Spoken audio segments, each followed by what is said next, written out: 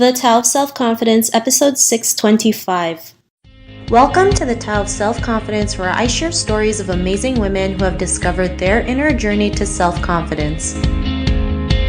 Visit our website at thetaoofselfconfidence.com. Your inner journey to self-confidence awaits.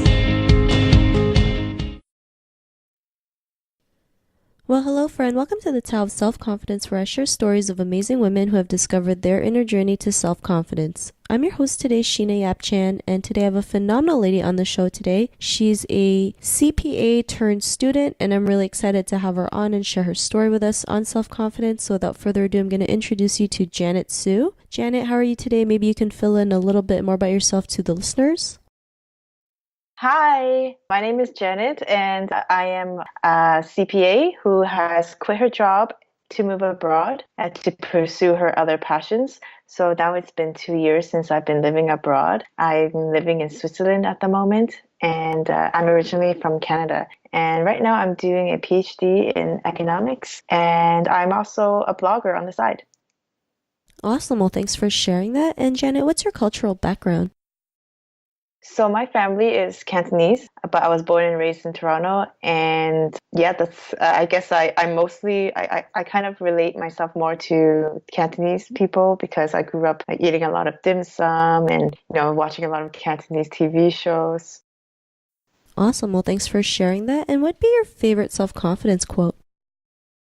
So this is not like a quote that was said by a very famous person, but for me, the most remarkable quote that I've ever heard was, "What's the worst that could happen?" So this was when I was working as an intern at my first job, and I had a really bad relationship with one of my bosses, and she criticized me for always being too shy and never trying new things and never really stepping out of my comfort zone. And then I told her it's mostly because I'm shy and I've never done this before. And then she said, well, the next time like you're scared of something, just ask yourself what's the worst that could happen. And ever since, I've always had that in the back of my mind whenever I'm doing something new, whenever I'm doing something that's challenging or that's scary. And that's what I live by. And it really does give me a boost of confidence. Thanks for sharing that great quote. And in your own words, how do you define self-confidence? So for me, being confident means believing in yourself, in your ability, being able to try new things and not worrying about the outcome and just knowing that, you have the inner strength to achieve whatever your goals are. Thanks for that great definition. And Jenna, what was your life like before your discovery of self-confidence?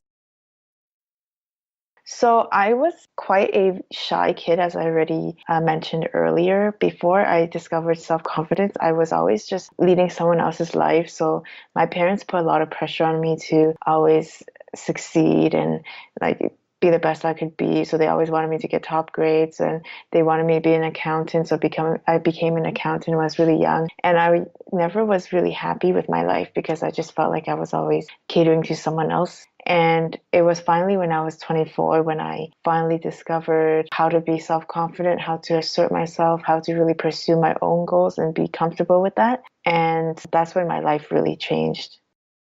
Thanks for sharing that. And it's not always easy to quit your job and take that leap, right? Especially as an Asian woman, like you said, you live for other people's expectations, or you have your life already planned out. But what was that moment in your life when you realized you can go out there and do something that's totally different, that's totally out of the routine? What was that what major aha moment?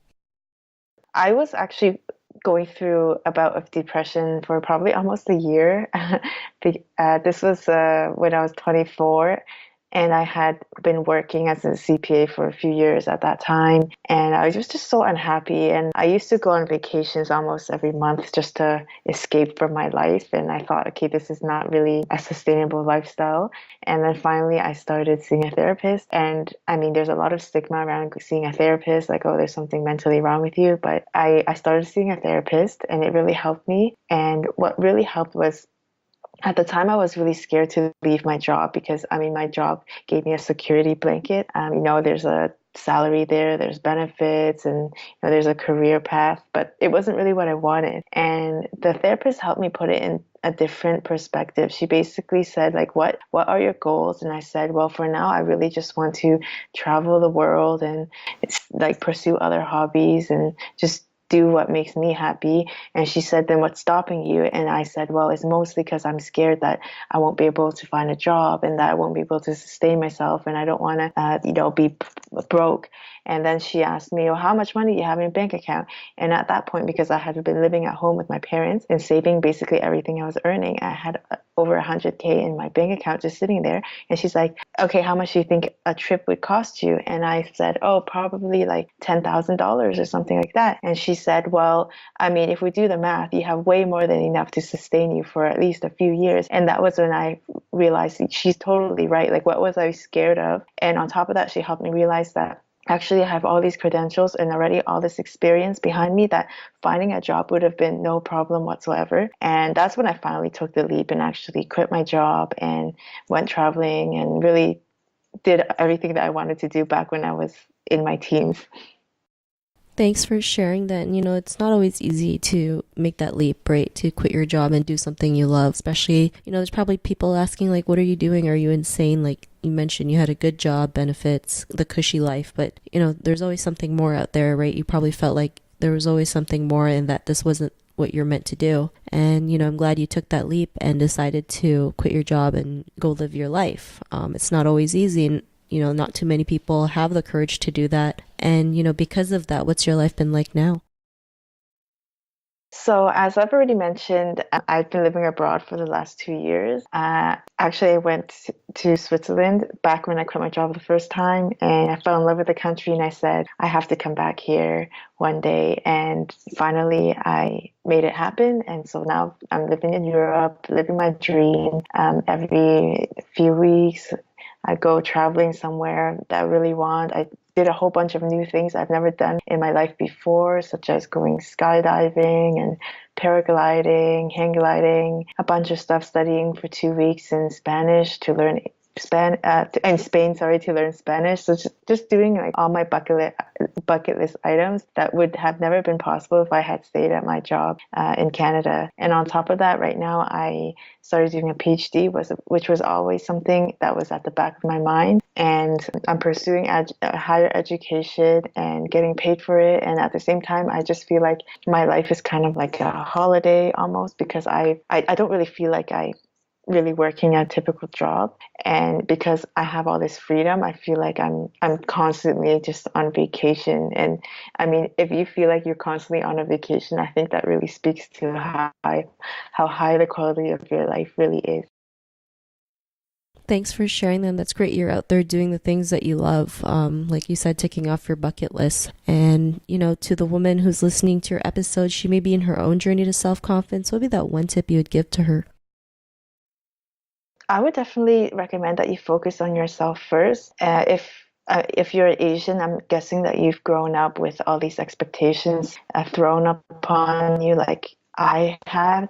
You probably have a lot of people like criticizing you, telling you what you have to do, what's right for you, what's not right for you. And my advice is really to just ignore what everyone else is saying and just really listen to yourself and try to find what makes you happy and find what your real passion is in life, because that's really going to make the difference. I mean, when you're young and doing something you're unhappy with, that will only grow exponentially as you get older. So it's best to tackle this early on. And just as a ending remark, my life has been forever changed, and it took me over a year to be able to step up and become confident. So, I mean, the struggle is well worth it. It might take you a few months, it might even take you a few years, but you really have to work on it on a day-to-day basis, set small goals to reach your big goal.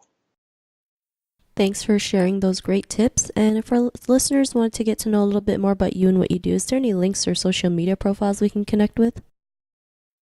Yes, so I started a blog recently, and it's my20cents.com. And there you can connect with me. I have my bio there, and all my other social media links are on there. So just it's my20cents.com, like my 2 cents, but my 20 cents.